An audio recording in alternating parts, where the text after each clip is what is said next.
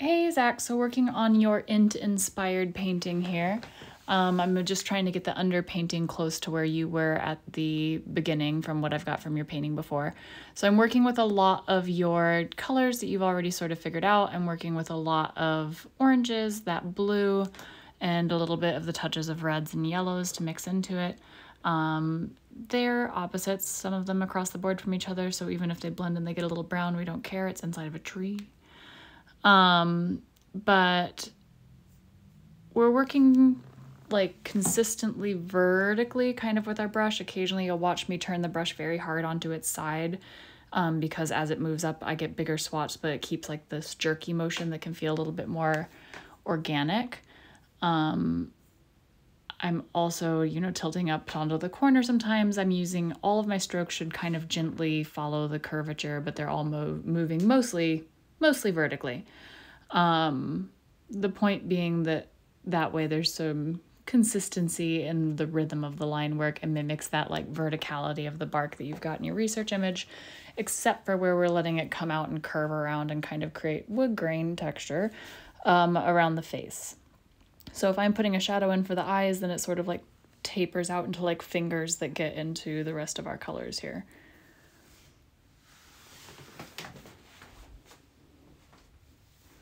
I'm using that blue as my shadow color. I'm using that to define eye sockets, the tops of the mustache, under the nose, going down into the beard a little bit.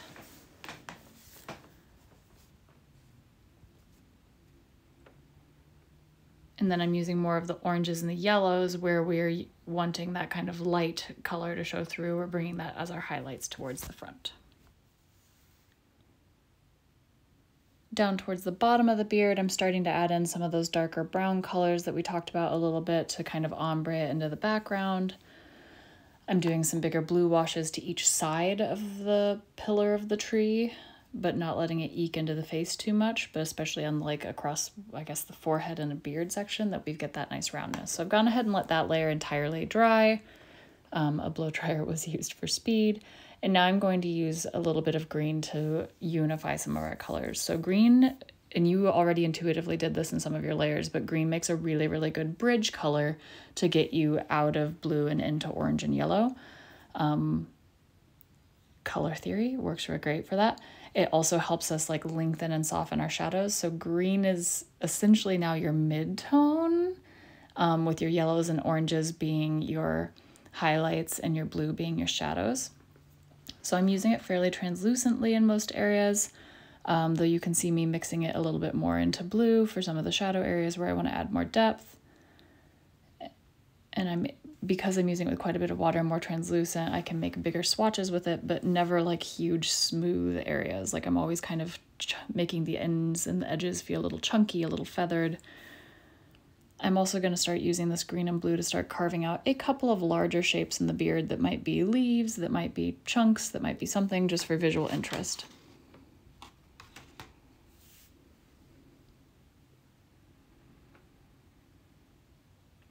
And using it with a little bit of brown, mixing my green with a little bit of brown creates a really nice, quite close to black color that works well for our deepest shadows and some of our beginning to add some very specific details. Carving out eyes, I'm down to the tip of my paintbrush now. I'm using a round, so I've got like a nice pointed tip that I can eke in a little bit of tiny shadows and more like line work almost with that feathering texture.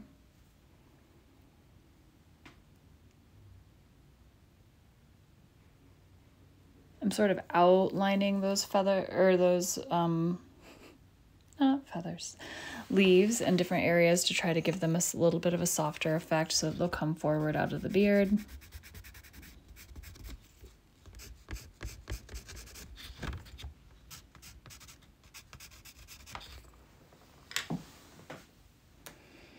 I'm starting to use a little bit of burnt sienna, and I've mixed it with an umber, I think, but you could make this also with blue in your burnt sienna. And I'm using it looser and wetter to start doing some unifying. So this is what we talked about in our meeting, unifying washes going on top of that underpainting. I'm putting them in places that I don't mind them being dark and then pulling them in towards my center. So that way, if it's a little too dark, at least it's in somewhere that I already want it to be dark to begin with. So we're going to go ahead and let that dry, which it has now.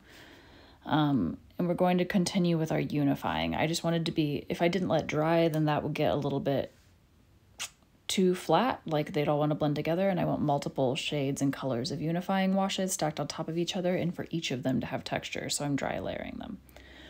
So we're using quite a bit of water, and I switched out for a larger brush, as you can see. It's reactivating the layers underneath it and moving them around a little bit because I'm pushing it into the page.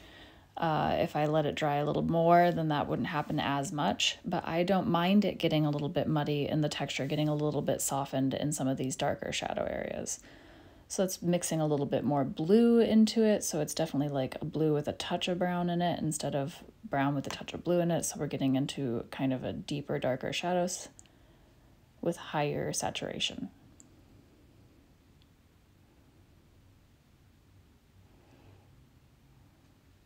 I'm keeping the shadow on the left-hand side more shallow, and the one on the right-hand side is bigger, so that we've got like that highlight that's carved isn't down center, it's shifted a little bit to the right to go along the nose bridge of the face.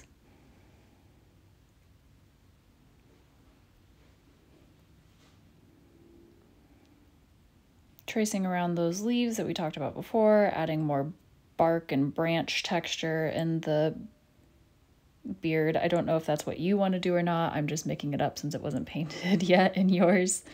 I've just tried to continue the style lower into the face. So once again, I've gone ahead and let that dry. Here's where I'm going to start playing with some soft washes on top of things to really start defining my shadows. So this is a blue. I've mixed a tiny amount of red into it to kind of dull it a little bit so it doesn't seem so bright, and to help it mix into those oranges and those other colors. It's pretty translucent, as you can see on the page. I haven't got it on a super high saturation. I'm not aiming for dark. I would just want it to like sink that background in, to tone it and sink my background to give me some dimension overall. I'm using a larger brush for it, but there's a dabbing motion, so that's not super flat. I don't want this wash to feel flat, so I'm not doing like big sweeps of things. I'm kind of dabbing it into the page.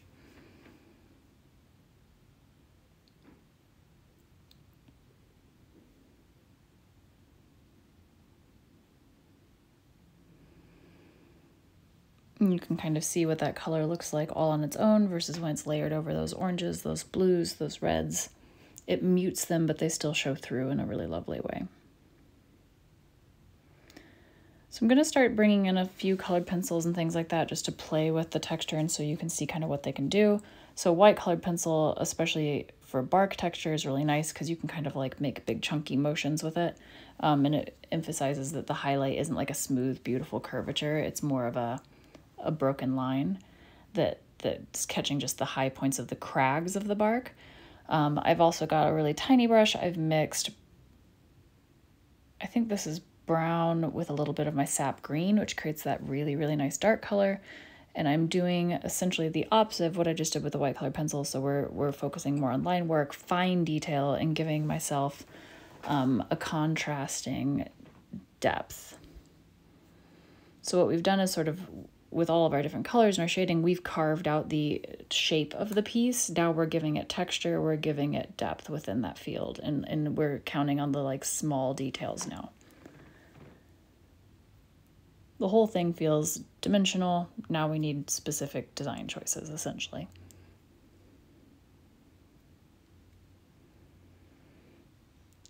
Especially in the beard, these kind of fine line works are really, really helpful. But also as we bring it up into like making the shadows feel even more, you know, designed and less happenstance, a little less muddy, we're creating some very specific texture lines on top of everything with this.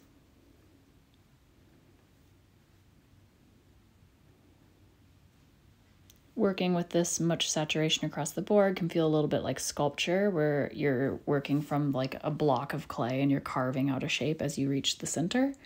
And then once you've got the shape sort of blocked in, now we can actually decide, oh, what does the nose look like? Oh, what is the angle of the eyes?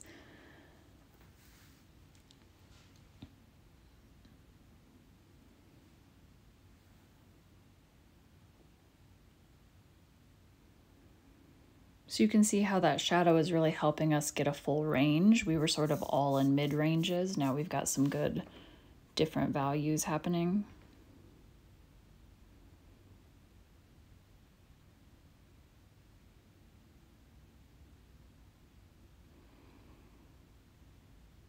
The smaller brush also lets us have a wider area for tapering out something too, so I can make lines that are 1.5 inches long that still feel like that shadow, but continuing along, you know, the bark face without them feeling like they're overwhelming a brighter area.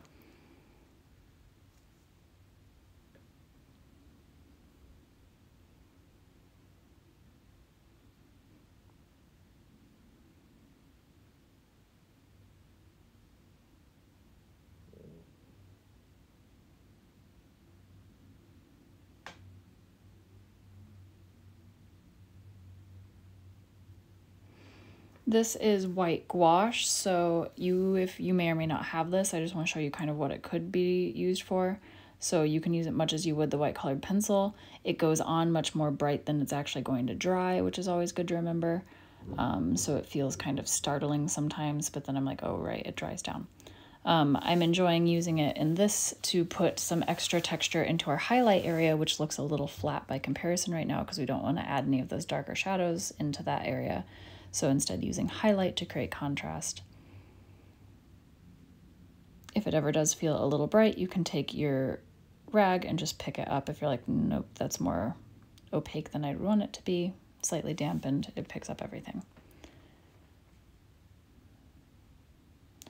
So I did find some colored pencils in different colors to work with, so you can go ahead and mix in some soft oranges, some soft yellows, especially in the specificity of how the beard works, remembering that if you don't make a solid section, then your colored pencils won't be a solid color. So they can kind of work like a translucent layer, sitting on top of everything.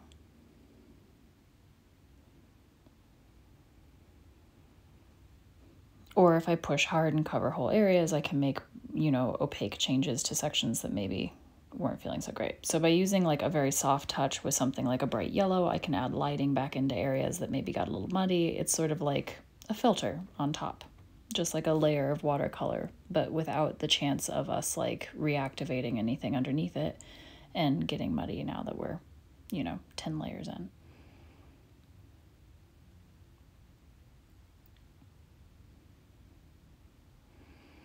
So using that white colored pencil with a soft touch to pop out a few of those branches, a few of the textures around the top, as the branches come over the mustache, creating balance with all the shadows we've built up.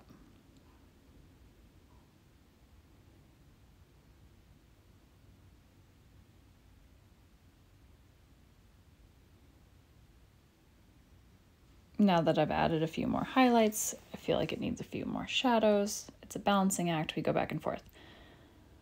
But especially that I want some like mid-tone shadows essentially. So this is straight burnt sienna and I'm using it in our like mid-tones and highlight areas to add just that little tiny bit of shadow.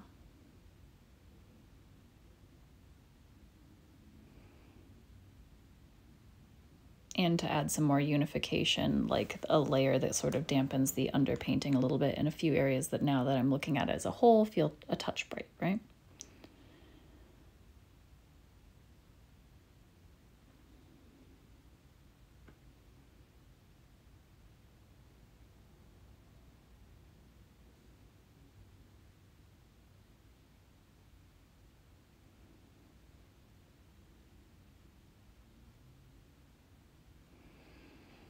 So we're getting close to the end here.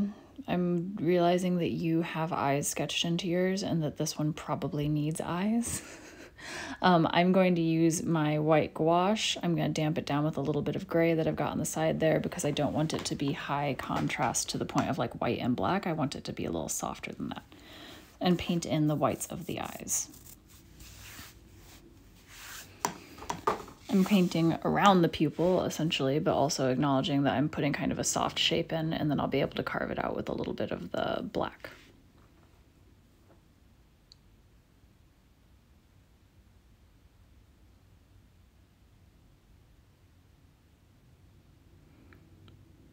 Since I'm using black on this now, I've decided to add it in a couple other places to create balance with it. So I'm kind of floating that around the page and using it in just a couple areas to create balance and to unify the choice that I'm making around the eyes, so it doesn't feel like starkly different than the rest of the piece.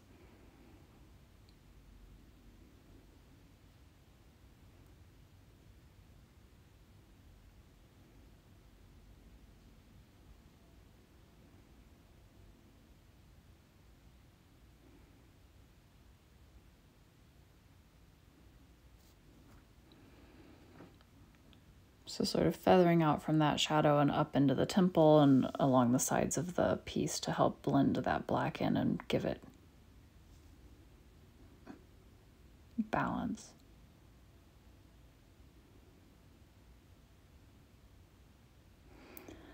And that should just about do us. So I hope that that helps and answers a few of your questions about like how to go over those like really intense underpaintings when we have them and how to make them feel more integrated into the thing as a whole. And I can't wait to see your int person. Good luck.